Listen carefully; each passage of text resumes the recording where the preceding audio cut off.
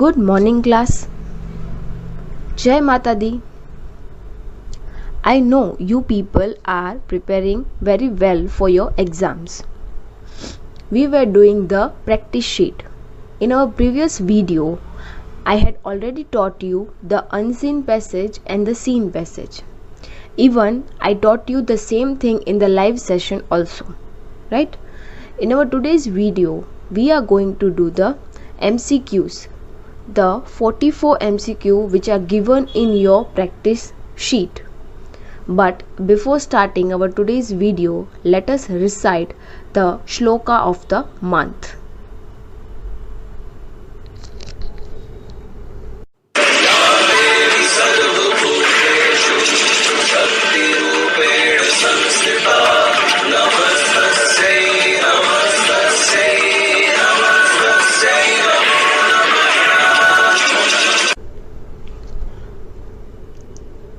Section C, MCQs, that is multiple choice questions. These MCQs are based on your chapters, the chapters that we completed from Learn Well. The 3 chapters were, first one was a lesson in kindness, the second one was it's raining, and the third one was a dog's tale. With the help of those lessons, we will solve the MCQs. First one is, what was Mr. Roy doing on Sunday morning? Sunday morning को Mr. Roy क्या कर रहे थे? He was reading a newspaper, right? Second one, what did the boy took out of his bag? Boy ने bag में से क्या निकाला? The boy took sandwich out of his bag. Third one, who had a stick in his hand? उस लड़के को सबक सिखाने के लिए मिस्टर रॉय अपने हाथ में एक स्टिक लेके आए. ओके. उसके बाद fourth one, the boy hung his head in Shem. उस बॉय को शर्म आई. क्यों? क्योंकि मिस्टर रॉय ने उसे डांटा था कि भाई उस डॉग को तूने क्यों किक किया बेली में, राइट? उसके बाद fifth one, don't be cruel to little birds and animals. देखिए इस ऑप्शन में क्या है, insects, animals, reptiles and humans. वैसे तो हमें किसी के भी साथ क्रूअल यानी कि खराब तरीके से बिहेव नहीं करना है, पर हमें लेसन के अकॉर्डिंग ही आंसर लिखना है यहाँ पे. तो हमारा जो चैप्टर है उसमें है don't be cruel to little birds and animals. तो यहाँ पे आंसर आएगा एनिमल्स. ओके. उसके बाद sixth one, love dash things and God will love you. Love God's things यानी कि इस दुनिया में जो भी चीज़ें बनाई हुई है वो किसने बनाई है? गॉड ने. So love God's things and God will love you. Seventh one, the heat of the sun changes water into water vapour. Sun की जो हीट है यानी कि जो सनलाइट है वो पानी को गर्म करती है, उसी वजह से पानी वाटर वेपर में कन्वर्ट हो जाता है. उसके बाद eighth one, the air we breathe out is warm. हम जो सांस लेते हैं और वो बाहर निकालते हैं वो जो सांस होती है दैट इज वार्म यानी कि गर्म होती है. When we heat water it changes into steam. जब हम पानी को गर्म करते हैं तो वो स्टीम में कन्वर्ट हो जाती है. स्टीम को हम वाटर वेपर भी बोल सकते हैं. 10th one, high up in the sky the air is very cold. बहुत ऊपर आसमान में जो हवा होती है वो बहुत ही ठंडी होती है. उसके बाद 11th one, sometimes this floating drops of water passes through very cold region. ये जो floating drops of water होते हैं यानी कि water vapor that passes through a very cold region. The little drops in the cloud get frozen and fall to earth as. देखिए जब हम पानी को रेफ्रिजरेटर में रखते हैं तो वो फ्रीज हो जाता है, उसके बाद वो आइस में कन्वर्ट हो जाता है. उसी तरह this little drops in the clouds get frozen and fall to the earth as hail or snow. वो स्नो के फॉर्म में नीचे धरती पे आ जाते हैं. The sky in fact returns to the earth the same water it has taken as water vapor.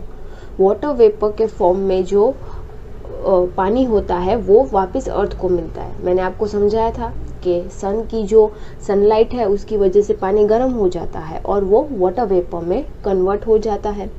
वही same water vapour ऊपर जाके बादल बन जाते हैं और वो बारिश के फॉर्म में वापस नीचे आ जाते हैं। तो यहाँ पे आंसर आएगा वाटर वेपर। उसके बाद the farmer in the village was very lazy, ये हमारा थर्ड चैप्टर है, अ डॉग्स टेल। उस चैप्टर में हमने सीखा था कि वहाँ पे एक फार्मर था, बट वो फार्मर बहुत ही आलसी था, उसे कोई भी काम करना अच्छा नहीं लगता था। उसे ऐसी विश थी उसकी कि भाई कोई जीनी आ जाए और मेरा सब काम करे, और उतनी देर में एक जीनी आ गया। राइट, ये वाली स्टोरी थी हमारी। The genie looked very big and strong, वो जीनी दिखने में कैसा था? बहुत ही बिग था, बहुत ही बड़ा था और बहुत ही स्ट्रॉन्ग था। Okay, 16th one, the genie shall ask for no wages. Genie ने क्या बोला था कि मैं आपका सब काम करूंगा and I will ask for no wages. Right, उसके बाद 17th one, the first task of genie was to dig a well. जो फार्मर है उसने जीनी को फर्स्ट टास्क कौन सा दिया था? To dig a well. उसके बाद उसने बोला था कि 5 स्टोरीज की बड़ी सी बिल्डिंग बनानी है। थर्ड टास्क उसका था कि वो खाना बनाए पूरे विलेजेस के लिए। And 4th one was to, कि जो डॉग है उसकी जो टेल है वो उसे सीधी करनी है। Right, 18th one, the farmer told genie to build the house with 5 stories. 19th one, the school master in the village was a wise man. जो विलेज में जो स्कूल मास्टर था he was a wise man. उसके बाद 20, the school master had a dog. School master के पास क्या था? एक डॉग था। There are 26 letters in an English alphabet. English alphabet में जो A to Z है, अगर हम वो काउंट करें तो वो टोटल 26 लेटर्स होते हैं। उसमें भी मैंने आपको समझाया था कि उन 26 लेटर्स में से A, E, I, O and U, ये जो 5 लेटर्स हैं वो हमारे वोवेल्स हैं। तो अगर 26 अल्फ़ाबेट्स में से हम 5 निकाल दें तो बचते हैं 21 letters, and those 21 letters are known as consonants. 22nd one देखिए, the rest of the alphabets except A, E, I, O and U are known as consonant. 23rd, a dash is a name of a person, place, animal or thing। ये हमारा grammar का जो second chapter है वो है noun. A noun is a name of a person, place, animal or thing। उसके बाद the feminine gender of nephew। nephew का जो feminine gender है वो क्या है? niece। उसके बाद 25th, milk is a dash noun। अभी मैंने आपको ये बताया था कि मिल्क है तो उसका हम प्लूरल फॉर्म नहीं बना सकते। हम ऐसे बोलेंगे मिल्क्स, पीछे S लगाएंगे? नहीं लगाएंगे। तो मिल्क का प्लूरल फॉर्म नहीं बन सकता, so it is an uncountable noun. अगर हमें मिल्क को काउंट करना है तो हम क्या करेंगे? 1 glass of milk, 2 glass of milk, या फिर हम बोलेंगे 1 litre of milk, 2 litre of milk, पर हम मिल्क्स नहीं बोलेंगे। So milk is an uncountable noun. उसके बाद 26th one, A dash is a word used in place of noun. Noun की जगह पे जिस वर्ड को हम यूज करते हैं उसे हम कहते हैं pronoun. A word which is used in place of noun is called pronoun. उसके बाद next one, the opposite of old. Old opposite young. देखिए, ओल्ड यानी कि पुराना। अभी ओल्ड का अपोजिट न्यू भी हो सकता है, न्यू यानी कि नया। और यहाँ पे ऑप्शन में हमें यंग, शॉर्ट, टॉल और बेड दिया है। अभी यहाँ पे ओल्ड का मीनिंग होता है जो हमारे ग्रैंड पेरेंट्स होते हैं, जो बूढ़े होते हैं ना, बूढ़े लोग, वो ओल्ड, उनको हम बोलते हैं ओल्ड, ओल्ड एज पीपल। तो यहाँ पे ओल्ड का अपोजिट यंग आएगा, यंग यानी कि जवान। ठीक है। उसके बाद 28th one, describing words are known as adjectives. जो वर्ड नाउन को डिस्क्राइब करता है उसे हम क्या कहते हैं, adjective. For example a black boy, अगर ब्लैक बॉय है तो बॉय कैसा है, बॉय ब्लैक है, so black is our adjective and adjective is known as describing words. उसके बाद 29 एडजेक्टिव्स हैव, एडजेक्टिव की कितनी डिग्रीज होती हैं, 3 degrees of comparison. First one is positive, second one is comparative and third one is superlative. इसके बारे में भी मैंने आपको बताया था कि जो कंपैरेटिव डिग्री है उसके आखिरी में ई आर लगेगा और जो सुपरलेटिव डिग्री है उसके आखिरी में ई एस टी लगेगा, ठीक है। उसके बाद 30 as soft as silk, as green as grass. उसके बाद Reema is the tallest girl in the class. In the above sentence tallest is the dash degree. मैंने आपको बोला था कि सुपरलेटिव डिग्री के आखिरी में हमेशा ई एस टी लगेगा, so Reema is the tallest girl, here the word tallest is the superlative degree, okay. उसके बाद a comparative degree takes than, comparative degree, in that degree we compare 2 things or 2 person, so we use then, and a superlative degree uses the. This is an easy exercise, okay।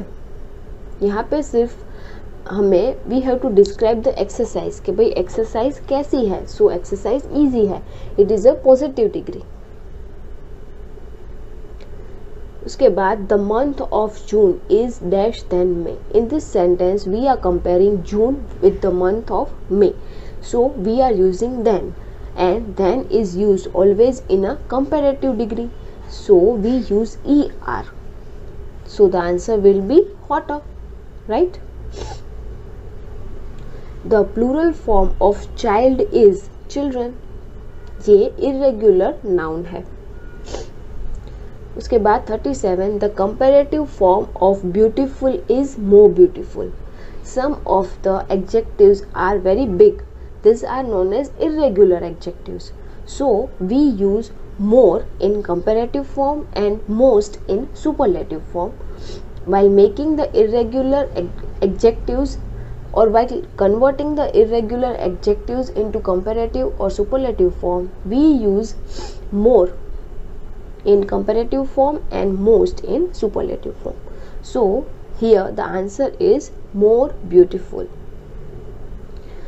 38 a verb is an action word. Verb क्या है? Action word है। 39 he is watching a television.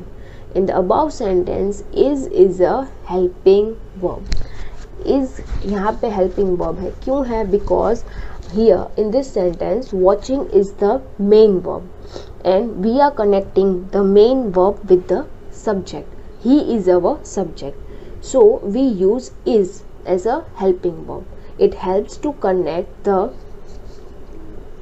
action word main verb with the subject. Here the main verb is watching and we are connecting watching with the subject he, so we are using is as an helping verb.